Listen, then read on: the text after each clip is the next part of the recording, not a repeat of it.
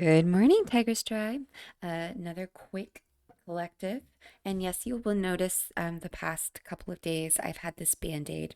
It's the last one I have, and I keep trimming this little fuzz, and it keeps shredding and shredding to the point where I'm going to have to let it go.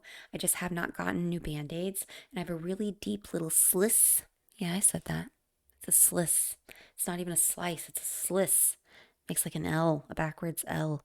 I don't know how I got it. I was doing dishes, and it is very painful to shuffle cards because it splits it open every time. So you're going to have to work with my little band aid and the little fuzziness on it, okay? It's distracting for me, so if it's been distracting for you the last couple of days, I'm really sorry. And I am because it is distracting, and I don't want to be distracting. Um, uh, I'm not sorry. I don't feel sorry, but I apologize if it disturbs the viewing experience. I want you to have a good one. Right now, in this quick collective, we are just going to find out ways that we can take care of ourselves, some empowering messages for spirit. So, today, what can we lean in today, timelessly, viewer, to take care of ourselves, to continue on our greatest path, our greatest good, our greatest trajectory? This is not to suggest that you are not doing these things.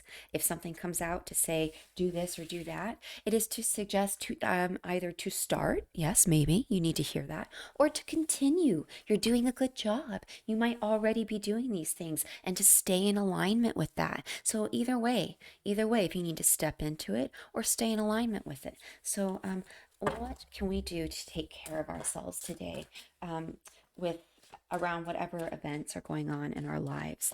How can we provide some service for the viewer, some guidance on what we can lean into to take care of ourselves and stay in alignment with our greatest good, right? We're going to take care of ourselves today. Ooh, okay. Yeah, that's a lot. There you go. All right, you want to come. You did want to come. I only wanted three. It's so funny. Every time I want a certain number, spirit wants something else. So assert your authentic needs. Okay, we're talking about how we can take care of ourselves, release shame, forgive yourself, and focus on gratitude. So I feel, my goodness, viewer,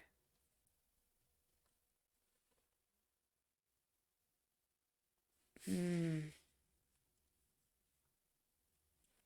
yeah.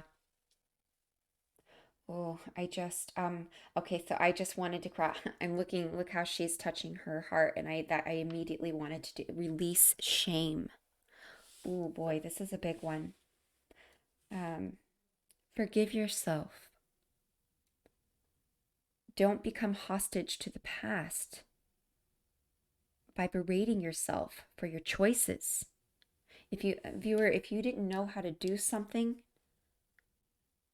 or if you were brought up in a household where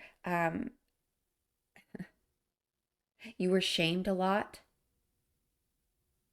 and that's showing up in your life in a certain way now, or you're being shamed currently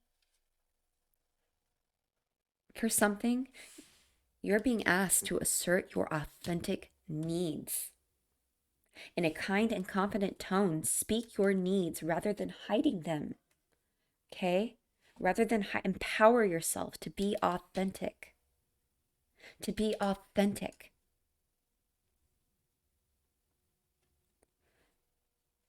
Okay, and if there is shame about something that you didn't know how to do, a conversation that you didn't know how to have, or maybe something that was planted in you that isn't even a truth that you grew up with, shame around money, shame around your body, your weight, shame around your beliefs, your ideas, what you want to do for your line of work, shame around how you, if you're very sensitive, right? If you're a sensitive person, if you've been shot down and been told to don't get so excited, I was.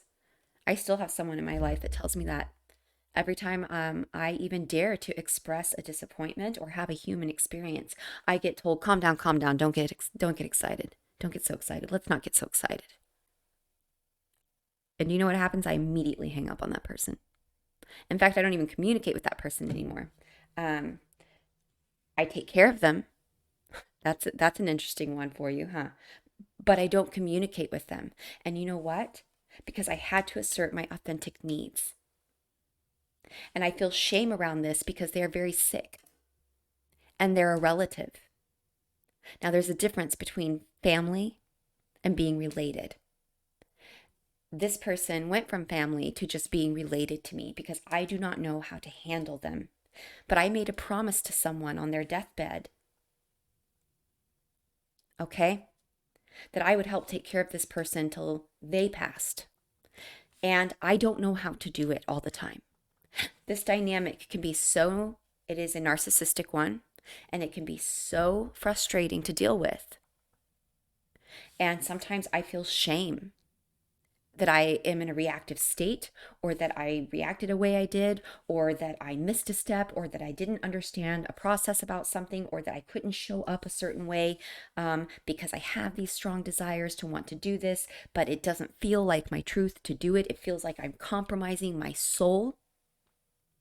And so I forgive myself.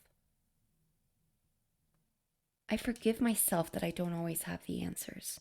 I forgive myself and not bully myself for having my human experience.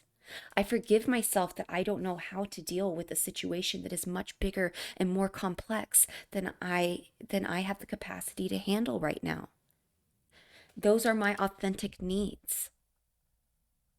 So I have moved away from this, and I continue to provide critical and life sustaining support for this human being. But that is it. And I focus on the things that are in front of me right now that I am grateful for. My healthy children, right? My own health, clean water, heating and air, a reliable vehicle, the fact that we're all safe after a car wreck that totaled my car before Christmas. There's so many things that we can put food on the table, that I've come so far from my life, from living in the backseat of a car, moving all the way through a beautiful, almost 17-year marriage, beautiful children, and in stepping into something, into my spiritual path and having the courage to do so. I've been wanting to do this for years, but afraid of what people would think about me, right? If I started reading tarot, most people don't know I even did this. It was on the down low. This is probably something new they think I'm stepping into and don't realize that I have been on this spiritual path for quite some time. I'm just now having the balls to assert that these are my authentic needs and my path, and that I don't always know how to handle certain big situations. But that's okay. I didn't come here to know how. And neither did you, dear viewer. You didn't come here to know how. You came here to experience. If you come knowing everything, then what is the point? Out of uncertainty is born experience, is growth, is potential. Out of the dark is the light. We have to have the contrast. So you cannot come here knowing if you came here and intend to experience anything. Okay? You cannot come here knowing everything if you at the same time want to experience something. Right? You cannot do it. Focus on gratitude. Forgive yourself. Release that shame. Assert your authentic needs. This was much longer than what I wanted it to be for a quick read, but this one hit me real big. So I jumped in this one with you. Viewer. I hope through my experience and what I've shared, I can somehow help insert your own event right now, okay, that's featuring in your life. That was just an example of how this plays out, of how the shame, reasons to forgive yourself, what that looks like in a real life scenario, how this exact spread played out for me and what my narrative was. And then insert yours. It could be anything. But apply these things. This is Spirit saying, this is how you can stay in alignment with your greatest good. This is how you can take care of yourself. Love yourself, right? Because you deserve this. You deserve this. You would tell anyone else to do this. And so I challenge you that if you wouldn't tell yourself the same advice, I encourage you to go get quiet and figure out why you are not worthy of your own advice. Okay. Thank you so much. I had to take a minute. What a juicy little read. Stay in alignment, viewer. Thank you, Tigress Tribe.